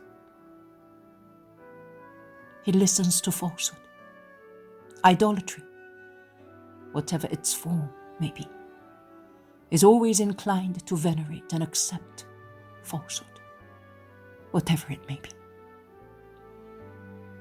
And falsehood, when accepted by the weak, leads the weak to crime.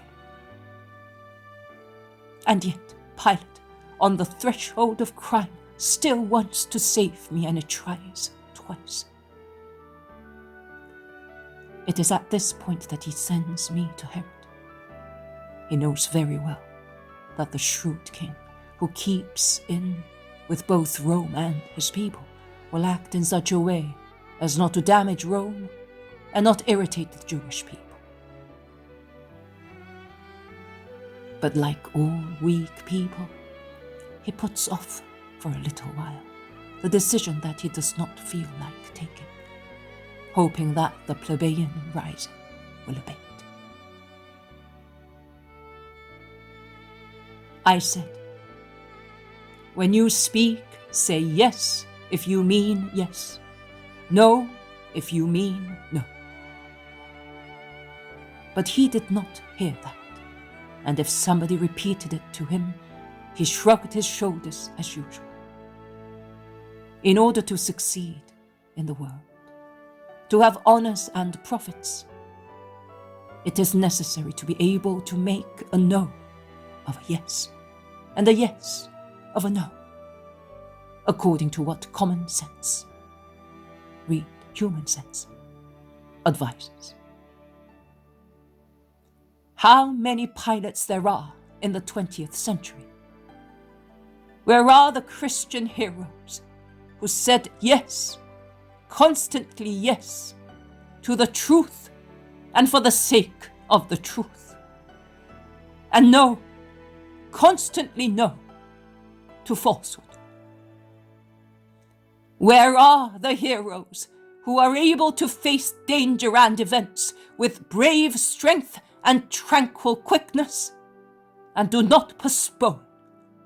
Because good is to be accomplished at once, and evil shunned at once, without buts and ifs.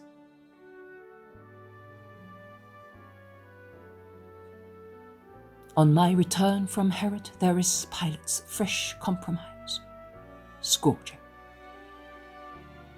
And what did he expect? Did he not know that the crowd is a wild beast that becomes merciless when it begins to see blood? But I had to be crushed to expiate your sins of the flesh, and I am crushed. There is not a shred of my body that has not been struck. I am the man of whom Isaiah speaks,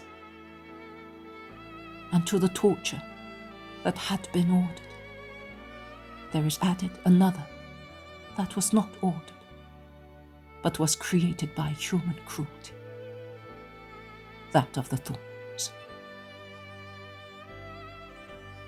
Men, do you see your Savior, your King, crowned with sorrow to free your heads of so many sins fermenting in them?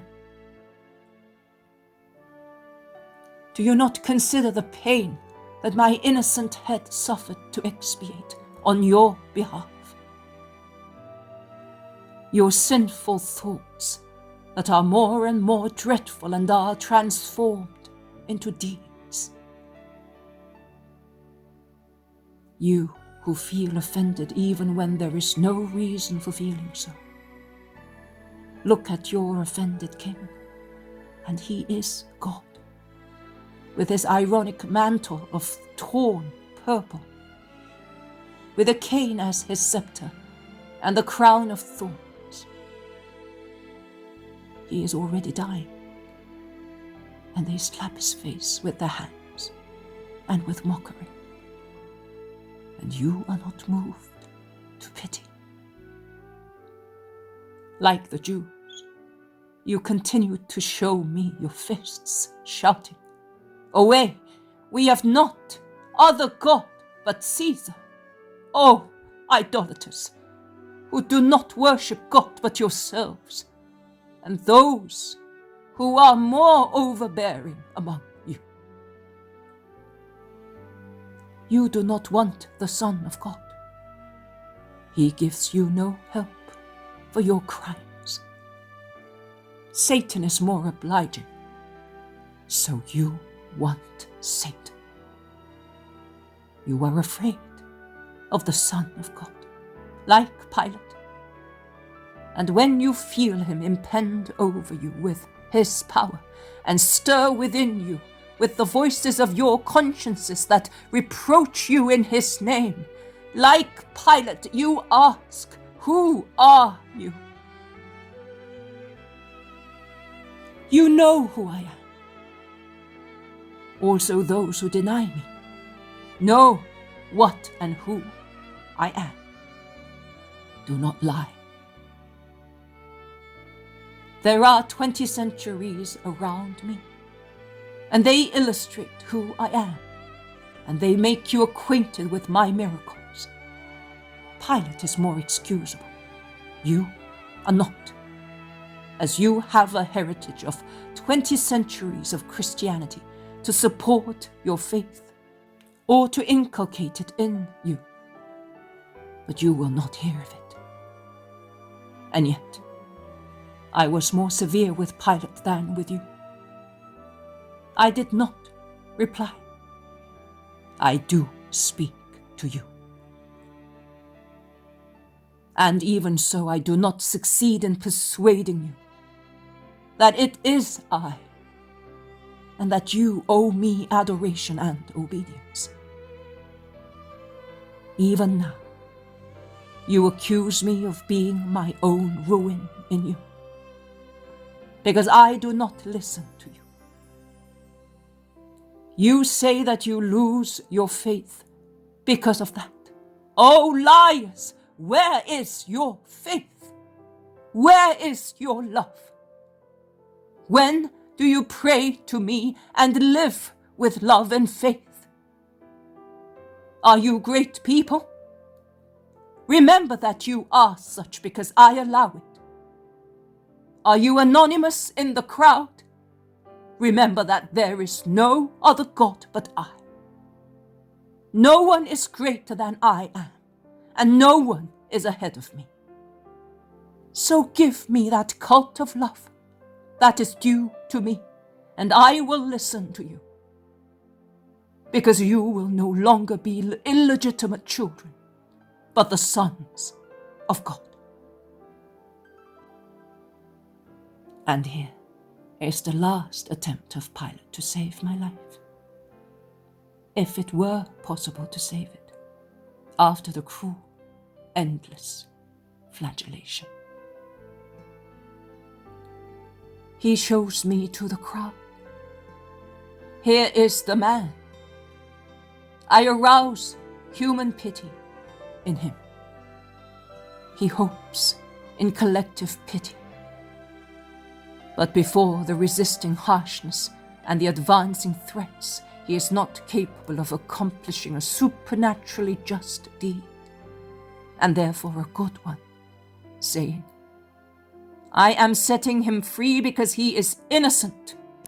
You are guilty people, and if you do not disperse, you will become acquainted with the severity of Rome. That is what he should have said, had he been a just man, without taking into account the future detriment that would befall him. Pilate is a false good man. Longinus is good, because although he was less powerful than the praetor and less defended, in the middle of the street and surrounded by few soldiers and a hostile multitude, he dares to defend me, help me, grant me a rest, to be consoled by the pious women, be assisted by the man from Cyrene, and finally to have my mother at the foot of the cross. He was a hero of justice, and so he became a hero of Christ. Be aware, O men, who worry only about your material welfare, that God intervenes also in its favor, when he sees you behave faithfully towards justice, which is emanation of God. I always reward those who act righteously. I defend those who defend me. I love them and succor them. I am always the one who said, he who gives a glass of water in my name will be rewarded. To those who give me love, the water that quenches the thirst of my lips, of the divine martyr, I give myself. That is protection and blessings.